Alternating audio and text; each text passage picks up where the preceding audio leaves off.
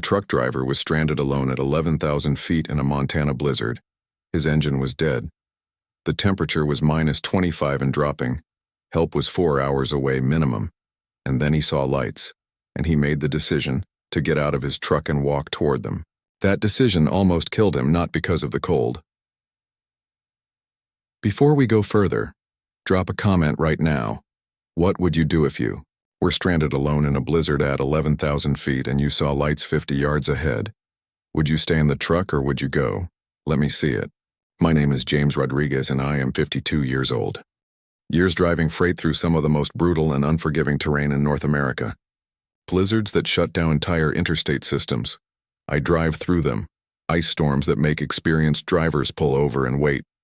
I don't pull over. Mountain passes in conditions that most people see on the news, and thank God they're watching from somewhere warm. Those Aramy working conditions. I say this not to impress you. I say it because I need you to understand exactly what kind of person I am before I tell you what happened to me on the Beartooth Highway last February. Because what I experienced that night, I have never told anyone in full. Not my dispatcher, not my wife, not the state patrol who found what was left in the snow the next morning. I'm telling it now because it needs to be told, and because I think whoever or whatever was out there that night needs people to know it exists. The Beartooth Highway. 68 miles of road that climbs to nearly 11,000 feet through the Beartooth Mountains of southern Montana, connecting Red Lodge to Cook City, a tiny community that serves as the northeast gateway to Yellowstone National Park. They call it one of the most spectacular roads in America. They also call it one of the most dangerous elevation, 10,147 feet at its peak. Winds that regularly exceed 100 miles per hour. Snow that falls in every month of the year at the summit. Typically closed from mid-October through late May. Not because the state doesn't want to keep it open, but because the mountain makes that decision for them. Last February, an unusual warm spell pushed temperatures high enough for the state to plow the pass and open it for a single day. Cook City had been cut off from outside supply lines for weeks. Food, fuel, medical supplies, essentials. 3 trucks were approved for the run. I was one of them. I left Red Lodge in late afternoon, planning to reach Cook City before full darkness.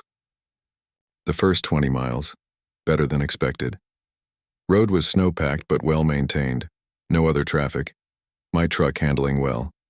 The kind of conditions that give you false confidence, the kind of conditions that make you forget that mountains don't care about your schedule or your confidence or your 28 years of experience. Then I hit the alpine zone, above tree line, where the road leaves the relative shelter of the forest and climbs into fully exposed high-altitude terrain, and the mountain shows you what it actually is. The change was instant. Visibility, from clear to near whiteout in under 15 minutes. The temperature on my dash, -15, and dropping. The wind, I want you to understand what 70-mile-per-hour wind does to a 40,000-pound loaded truck. It moves it. Not dramatically, not dangerously in that moment. But it moves it, a constant lateral pressure, like a hand pushing steadily against the side of the cab, reminding you with every mile that you are a small thing in a very large, very indifferent place. I slowed to 15 miles per hour, using every year of experience I have to read the road through the blowing snow, watching for the markers at the road edge, keeping the truck centered on pavement I could barely see. And then, the truck died. Not gradually. Not with warning. One moment. Engine running, dashboard lit, heater blowing, every system functioning. The next moment, nothing. Complete electrical failure. Simultaneous, instantaneous.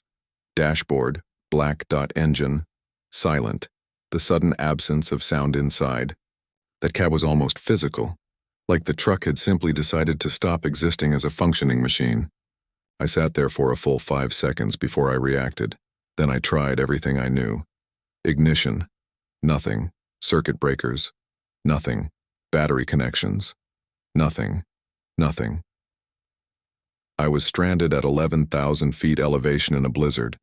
Temperature outside, -15 and falling wind, 70 miles per hour. Darkness, 40 minutes away. Nearest help, Minimum 4 hours, likely more given conditions. I called dispatch on my satellite phone, the only thing that still had power. They confirmed my position. They said help was coming. They told me to stay with the truck, to not leave the vehicle under any circumstances. I told them the engine was completely dead. They told me to stay with the truck anyway. Then I did the math that dispatchers, sitting in warm offices, were not doing. At -15, dropping toward -20, -25 with no engine heat, no electrical heat, no way to generate warmth inside that cab. 4 hours is a very long time to stay alive. The cold inside the cab was already a presence. Not weather, not a condition, something with weight, something that pressed against exposed skin and pushed through layers and worked with patient efficiency toward the core of you. I was wearing everything I had. It wasn't enough. An hour passed. 2 hours. I did what you do when there is nothing to do except survive. I stayed still, I stayed calm. I watched the temperature on my satellite phone drop degree by degree, and I made deals with myself about how long I could wait before the cold made the decision for me. 3 hours after the engine died, 8 p.m., I saw the lights. Through the blowing snow, through the windshield, through the white chaos of horizontal sleet and wind-driven ice that had reduced the visible world to almost nothing, 2 lights, distinct, separate, approaching from the direction of Cook City, getting brighter, getting closer. I felt something unlock in my chest, that specific physical sensation of relief, the body's response to the sudden knowledge that you are not going to die after all. Someone was coming. I watched the lights get closer, watched them slow down, watched them stop, approximately 50 yards ahead of my position. 2 headlights. Stationary, waiting. I made the decision to get out. I know what dispatch told me, I know the protocol. But protocol is written by people who are not sitting in a truck at -20, with help 50 yards away and a body temperature that is going in one direction only. I grabbed my heavy flashlight. I opened the door. In the cold that came through that open door, I have been in extreme cold my entire career. This was different. Not colder necessarily, but the wind, 70 miles per hour of sub-zero air hitting you all at once, doesn't feel like weather. It feels like a physical assault, like something is actively trying to push you back inside. Like the mountain is telling you, in the clearest language it has, do not get out of this truck. I got out anyway.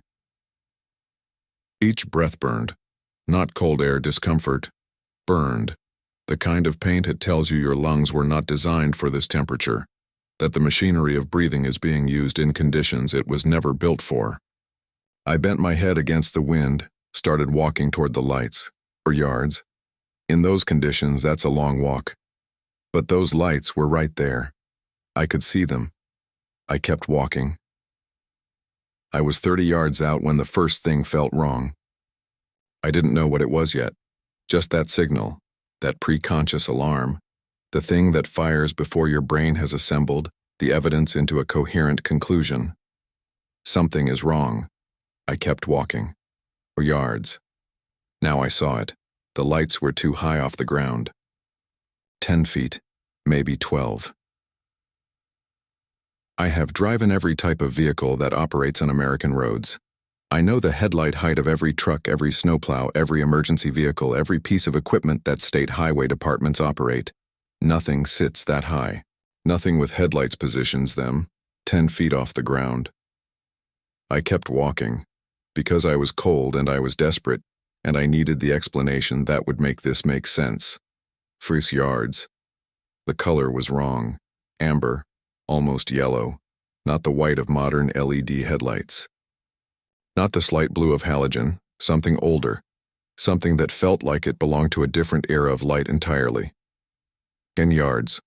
I should be able to see the vehicle now, even in these conditions, even in a whiteout. At 10 yards, I should see something. Solid, the shape of a truck, the outline of machinery, anything. I saw nothing, just the lights. Floating. At 10 feet off the ground, amber, in the blowing snow. They went out. Not a flicker. Not a gradual dimming as a battery fails. Instant darkness one moment, two amber lights scudding through the horizontal snow. The next moment, nothing. Complete darkness. I stopped walking. I stood there in 70-mile-per-hour wind at -25 with wind chill, and I shone my flashlight into the space where those lights should been. Nothing there. No vehicle. No machinery. No person. I swept the light left. Right, up, down. Nothing solid in any direction. I looked down at the snow where something would have had to drive to reach that position. No tracks, no tire marks, no compression. Nothing had driven there. Nothing physical had been there at all. I cannot tell you exactly what happened in my mind in the next few seconds. The closest I can come is this: every system in my body that is connected to survival fired simultaneously.